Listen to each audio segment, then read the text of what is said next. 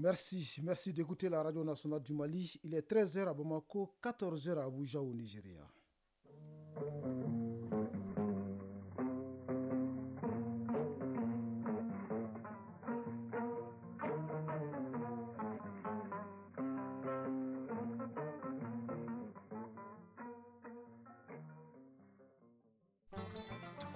Mesdames et messieurs, bonjour et bienvenue dans la deuxième édition de Mali Actualité, une présentation de Salimata Dao. Et Bourama Traoré, voici les titres. La session sur l'organisation du système gouvernemental s'achève sur 2 recommandations phares. Elles concernent la création, l'organisation et le contrôle des services publics, ainsi que l'installation d'un service d'audit au sein des départements ministériels. Une moto pas comme les autres. Magnétique, c'est son nom. Elle est l'œuvre de Aldjouma Konaté. Ce jeune a bricolé une moto Jakarta et l'a dotée de plus de puissance et de commodité. La radio nationale est allée à sa rencontre. C'est le grand format de cette édition avec Awa Adama Koulibaly. Réunion d'urgence du Conseil de médiation et de sécurité de la CEDEAO au Nigeria. Ce jeudi, les ministres de la zone statuent sur la situation au Sénégal et la décision des pays de l'AES de quitter l'organisation régionale. Selon un diplomate, la CEDEAO et l'UA veulent harmoniser leur point de vue sur la situation dans la sous-région. À l'affiche de la page sport, la rencontre US Bougouba-Djoliba cet après-midi au compte de la 17e journée du championnat national de Ligue 1 et puis Cannes Côte d'Ivoire. Les finalistes sont connus, le Nigeria et la Côte d'Ivoire, pays hôte, se rencontrent ce dimanche 11 février. Et la page sport, c'est avec Isaac Chenou. Chers auditeurs, bonjour. Je l'annonçais tout à l'heure dans les titres, la session sur l'organisation, le fonctionnement du système gouvernemental et administratif s'achève sur 2 recommandations principales. Il s'agit de la relecture de la loi 2014 portant principes fondamentaux de la création de l'organisation et du contrôle des services publics. L'autre recommandation concerne l'installation d'un service d'audit au sein des départements ministériels en lieu et place des inspections. Retour sur la cérémonie de clôture de cette session avec Batraoré. Après 3 jours de réflexion sur les textes relatifs à l'organisation et au fonctionnement du gouvernement, les participants ont formulé d'importantes recommandations. Ces conclusions s'inscrivent dans la dynamique d'harmonisation des textes réglementaires pour la bonne conduite des affaires de l'État. Seydou Djemde, participant. Ce que nous préconisons, c'est la relecture d'une façon générale de ce texte en question afin qu'il soit adapté au contexte actuel. Mais l'une des innovations majeures que l'on peut retenir, c'est quand même la création des services d'audit au sein de tous les départements ministériels. Donc nous avons fait en sorte que certaines inspections soient maintenues. Et ça, c'est dans les départements stratégiques. Cette session, axée en grande partie sur la loi 049 du 19 septembre, présente beaucoup d'enjeux pour le ministère délégué chargé des réformes politiques et institutionnelles.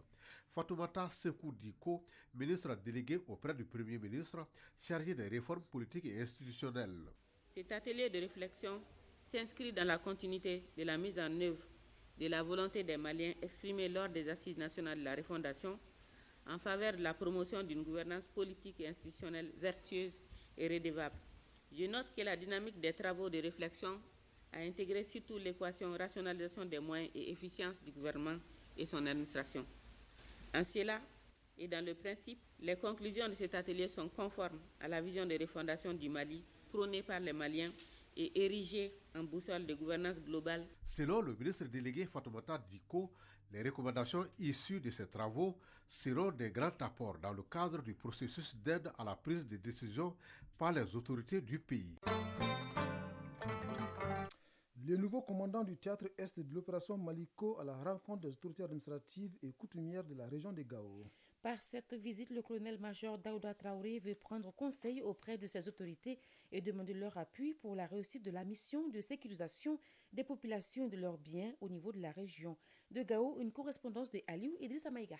En rendant visite aux autorités administratives, coutumières et religieuses de la ville de Gao, le nouveau commandant du théâtre Est de l'opération Maliko veut prendre contact avec elles et solliciter leur accompagnement pour la réussite de sa mission.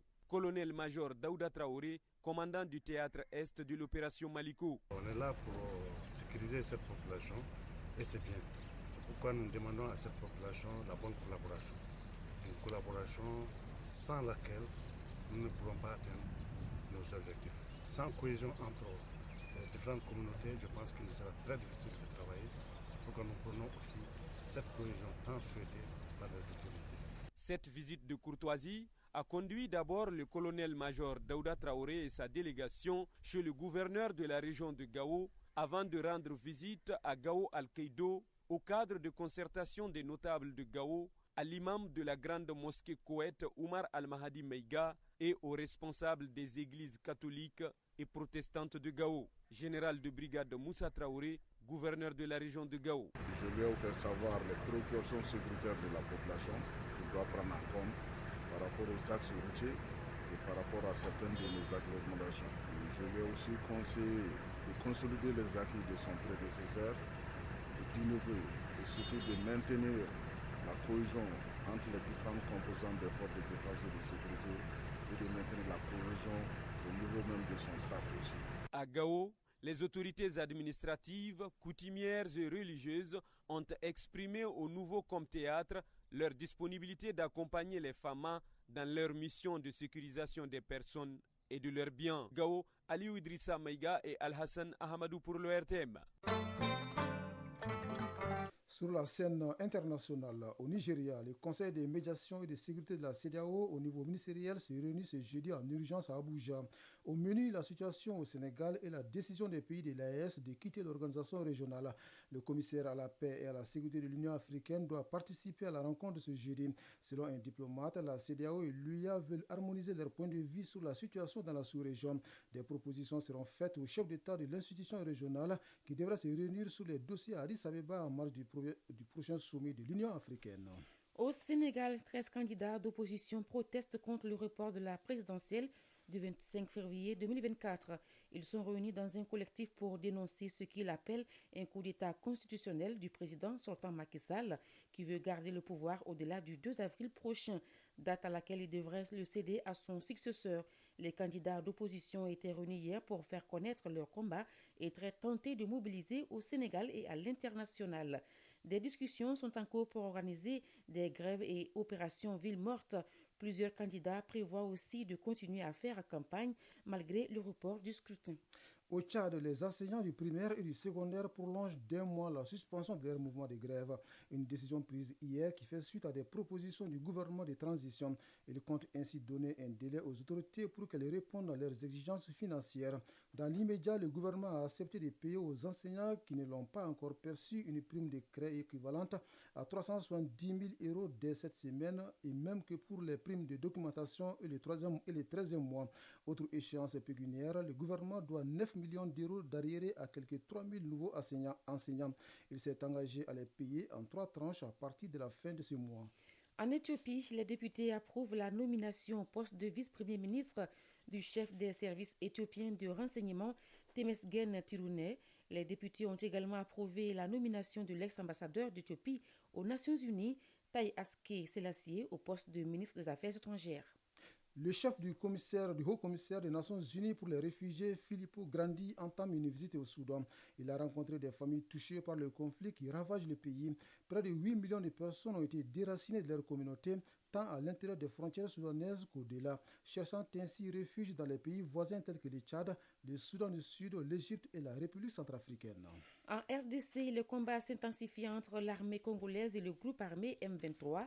Des milliers de personnes fuient les violences dans l'est du pays alors que les combattants auraient encerclé hier la ville stratégique de Saké, étape cruciale avant d'atteindre Goma, la capitale du Nord Kivu. L'armée congolaise et les forces de maintien de la paix des Nations Unies peinent à contenir l'avancée du M23. Ceux qui ont fui et Saké sont arrivés à Boulengo, à environ 10 km à l'ouest de Goma. Aux Comores, l'opposition multiplie ses démarches pour contester la réélection d'Azali Assoumani dès le premier tour par la Cour suprême de l'élection présidentielle du 14 janvier dernier. L'opposant Daouda Abdallah Mohamed, arrivé troisième lors de cette présidentielle, s'est tourné vers la Cour africaine des droits de l'homme et des peuples pour solliciter une expertise approfondie du déroulement du scrutin et obtenir l'annulation totale de la présidentielle et de l'élection des gouverneurs. Certains pays, dont la Russie, la Chine et la Turquie, ont déjà reconnu la victoire d'Azali Assoumani. En France, plus de 5000 personnes sont mortes à cause de la chaleur pendant l'été 2023. C'est ce qu'a annoncé ce jeudi l'Agence de santé publique lors d'une conférence de presse. 3 décès sur 100 observés pendant l'été sont attribuables à la chaleur, principalement parmi les plus de 75 ans. Jour d'élection au Pakistan, plus de 128 millions d'électeurs sont appelés à voter ce jeudi pour les élections législatives et provinciales. Plus de 17 000 candidats sont en liste. Quelques 90 000 bureaux de vote ont ouvert leurs portes. La participation est l'un des enjeux majeurs. Lors du scrutin de 2018, seuls 51% des électeurs avaient voté selon les chiffres officiels. Plus de 600 000 membres des forces de sécurité ont été déployés pour assurer la sécurité des électeurs. Depuis ce matin, il n'y a pas de réseau de téléphonie mobile, pas d'internet. Une mesure prise par le ministère de l'Intérieur pour des raisons de sécurité. Au Proche-Orient, le Hamas a élaboré un projet de trêve de 4 mois et demi, susceptible selon lui de conduire à la fin du conflit qui l'oppose à Israël depuis octobre. Le Premier ministre Benjamin Netanyahu a refusé cette perspective et a demandé à l'armée de se préparer pour l'offensive à Rafah. Une telle opération terrestre suscite une grande crainte. L'ONU s'alarme à l'idée d'une invasion terrestre à Rafah qui pourrait constituer un crime de guerre. Il y a quelques semaines, le Premier ministre Dr Choguel Kogala Maïga le recevait à son bureau avec une moto pas comme les autres. Aldjouma Konaté était allé présenter au chef du gouvernement magnétique. Une moto bricolée et dotée de plus de puissance et de commodité. Nous sommes allés à la rencontre de ce jeune doué de talent et d'ingéniosité. C'est le grand format de cette édition signé Hawa Adama Koulibaly. Magnétique connaît bien la chirurgie esthétique. Magnétique est une moto à première vue ordinaire, mais qui a subi une transformation totale pour devenir un joyau aux yeux de son propriétaire, Aldjouma Konaté. Nous le retrouvons en plein cœur de Sabalibougou d'Ourakoro, dans la commune de Baguineda. C'est dans un petit atelier mécanique que Magnétique a subi toutes ces transformations. Aldjouma Konaté, mécanicien. La moto comporte une télé, un turbo, un ventilateur. Également, on peut plomber et y brancher un téléphone pour charger. À cette moto est aussi incorporée une radio. Son démarreur est automatique. La batterie normale d'une moto Jakarta est de 12 volts 5 ampères. Magnétique, lui, est doté d'une 12 N7 pour supporter la charge générée par les accessoires incrustés. Ces installations n'ont pas assez d'impact sur la batterie. L'innovation smart de l'engin à 2 roues est son système Bluetooth qui permet de contrôler le carburant. Aldjouma Konaté, mécanicien.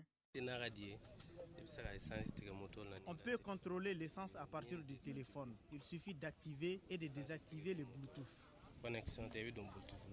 Un autre exploit de notre bois de Kouri, situé dans la région de Sikasso, c'est son groupe à gaz.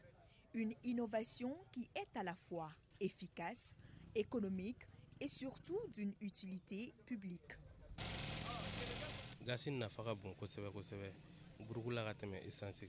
Le gaz est plus économique que l'essence. 12 kg de gaz dans les groupes électrogènes est égal à 72 litres d'essence. Une différence de prix de 45 000 francs CFA. À 29 ans, la créativité de Aldjouma a porté ses fruits. Il a participé 2 fois au Salon international de l'artisanat du Mali et a remporté le premier prix de l'innovation de l'UNESCO en 2023. Pourtant, rien ne lui présageait un tel avenir. Monsieur Konaté n'a fait que 2 ans sur les bancs avant de suivre les troupeaux. En ce qui concerne la source de ses inspirations, Aldjouma les tire de sa recherche constante. Souvent, je m'ennuie tout seul et je m'adonne au bricolage. J'ai commencé ce type d'initiative en 2016. Son seul désir est de mettre ses compétences au service de la population malienne. Je souhaite que tous les Maliens profitent de mes innovations, même après ma mort. La machine est déjà en marche car une dizaine de commandes attendent d'être finalisées. Et c'est dans sa cour, entourée de ses épouses et enfants, que Aldjouma prend une pause avant de regagner son atelier, imaginer de nouvelles innovations. Radio Mali, il est 13h14 à Fani dans la région de Ségou.